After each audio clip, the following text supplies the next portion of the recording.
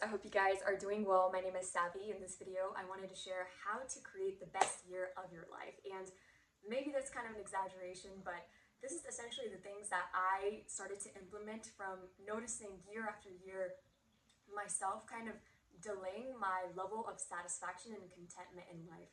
I didn't realize, but I was always in like this milestone seeking energy. Like I was constantly like, oh, like when I graduate, when this happens, then I can feel happy. And like feeling that I would actually arrive at some point in my life. And I very quickly realized that I never really arrive in life, right? So when we stop one journey, we hop onto another one. And so once I became aware of what I was doing, I started to make some shifts in order to make my present moment more fulfilling. So the first thing that I started to do is I stopped waiting till I felt confident. And so this was something that I feel like it really prevented me from getting outside of my comfort zone because I would just always be like, well, I'm just not confident enough, so I don't really need to take action on this. But I quickly realized I don't need any confidence in order to take action. I just need to be courageous enough to have fears and still take action. One thing that I realized is I was giving my fears so much power, right? You could still do things with fear. And that is something that really liberated me because for a while I was like, oh, like I have social anxiety. I just can't leave my house. I can't talk to people, right? And it's funny, what helped me overcome that was like being anxious and still saying hi to people. That was like a small step I started to do. I would just say hi to people on the elevator. And I felt very anxious, and I felt like people could see how anxious I was, but I just still kept doing it. Or, like, for myself, I would be like, I'm so introverted. I don't want to be on social media. I don't want attention on me.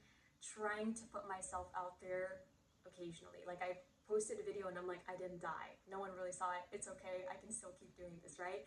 And so just kind of actually facing those fears is what helped me feel ready. And I realized that it was courage that actually helped me, not really confidence. I didn't really need that much confidence because confidence was just evidence based upon that initial courage to take action.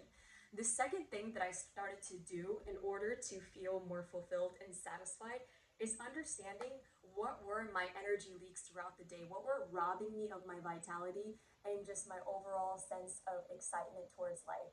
And so I did the Wheel of Life assessment. So I wrote down my health, my career, my family, my finances, my love life, my spiritual life, and just overall sense of fun and fulfillment because that was something I was not really prioritizing, and that was robbing me of so much joy and fulfillment because we sometimes think that having fun is just something that's, something you do as a kid, but it's something that we need to have in all ages of our life, right? Just because we're an adult doesn't mean we're not supposed to feel fulfilled and happy. We're not supposed to just walk around life feeling depleted and drained and just surviving, right? We came here to create a good life.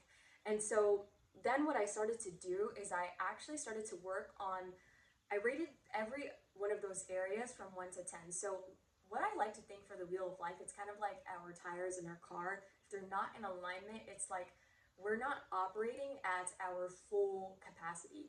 And so what I started to do is take small, tiny actions in the aspects of my life that were draining me the most. And so for me, I was like, oh, I'm so focused on my career.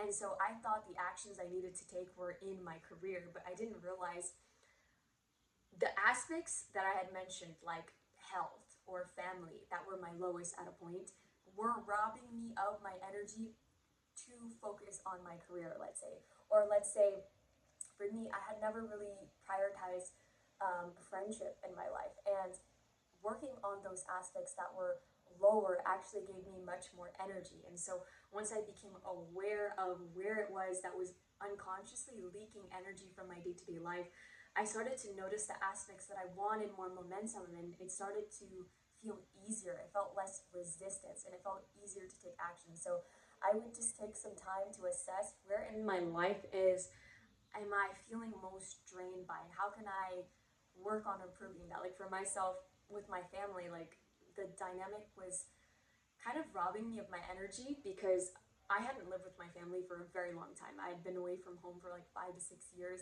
and I really shed a lot of who I used to be.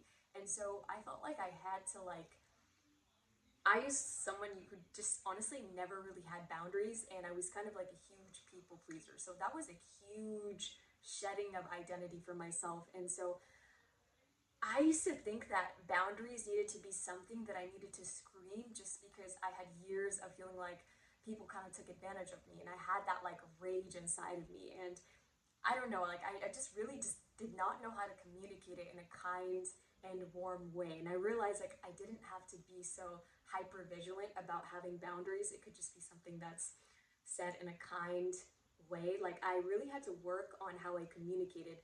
And it's funny because you think that, oh, this aspect that I don't consciously care about, how is that improving? How is that going to improve other aspects of my life? So let's say you're having trouble with your family, right? You struggle to set boundaries with your family. Like most likely in your career, you struggle with that too. You struggle to have boundaries with like your coworkers, or in your love life, you struggle to set boundaries with your partner. So it's going to be something that is going to be a reoccurring theme in a lot of aspects of your life. So if you can work on that in different aspects, you start to notice, you start to feel more fulfillment in aspects that you actually want to see more fulfillment in. The next thing that I personally had to shift is I honestly stopped creating goals. Like year after year, I just would write down my goals. I would be that person who would wake up and just write down her goals first thing in the morning. And it really didn't work because I identified as being someone who wasn't really someone who could achieve a lot. Like I had a lot of self-doubt. Like I identified as being someone who was just like an anxious person, a shy person. And when you identify with something, we as human beings will do everything in our power to stay in alignment with our self-image. So if we view ourselves as like just an average person, we're not someone that's really a high achiever, even if we get opportunities, we'll just be like, oh no, I don't really want to do this, because we want to live in alignment with that self image. And so for me, what I did is I became aware of what was my self image that was running the show.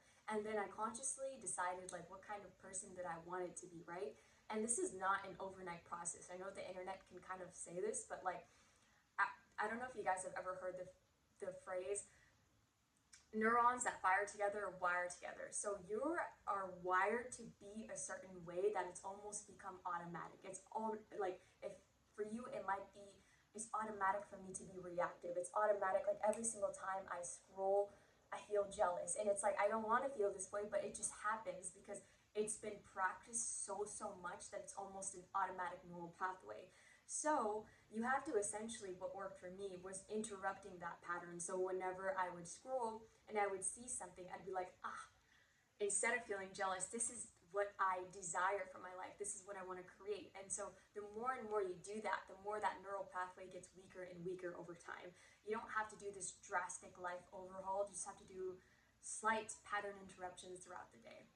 The next thing that, honestly, this is one thing that I've noticed on the internet that I feel like it really deserves the hype it's getting. It's regulating my nervous system.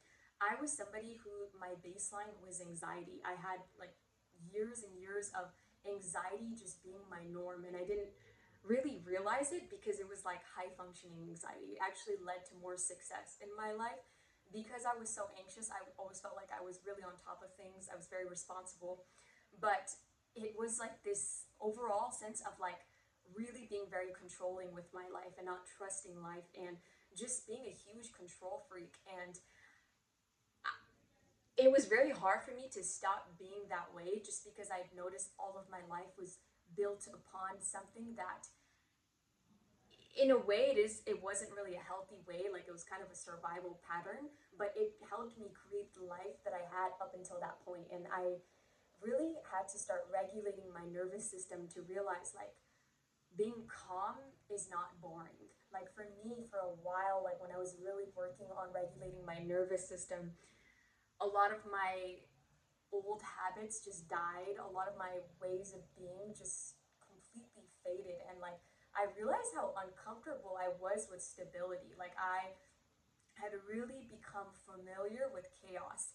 And so regulating my nervous system really changed how I viewed life and the things that I was attracted to, the friendships I had, the people I was attracted to. It all completely shifted, and it was something that I really think that if we can even take 5-10 minutes to do in our day-to-day life, we will, it's like kind of creating like a stable grounding for ourselves. Like a regulated nervous system reacts to things completely differently. I used to have patterns of like catastrophizing and just viewing things in a very all or nothing black and white way. And regulating my nervous system helped me so much. And so it doesn't have to be like a 3 hour routine. It could just be like maybe reducing how much you scroll or doing like 5 to 10 minutes of stretching, anything that helps your body feel safe. The next thing that really helped me so much, and this is what kind of inspired this video, is learning to create joy and satisfaction in the present moment. So for myself, I would always a very outcome oriented person. Like I would only go after things because I was like, I want this goal and I'm gonna do everything I can to achieve it. And I would not be happy and satisfied till I achieved that goal. Like I was a very goal directed person, and I kept delaying my happiness till I achieved that goal. And oftentimes, when I would achieve that goal, I would feel very lost, and I would feel a sense of like the ground beneath my feet is gone because I didn't have something grounding me. Like I was just so outcome oriented, and I had to switch to creating joy in the present moment. So, in wherever phase I was, and I feel like when we make this switch from being outcome oriented to process oriented, it really makes us much more satisfied in the present moment, and we can kind of stop waiting to have certain things happen in order to feel happy, and we can create a more fulfilled inner state of being. So personally, these are some things that I have shifted in my life, and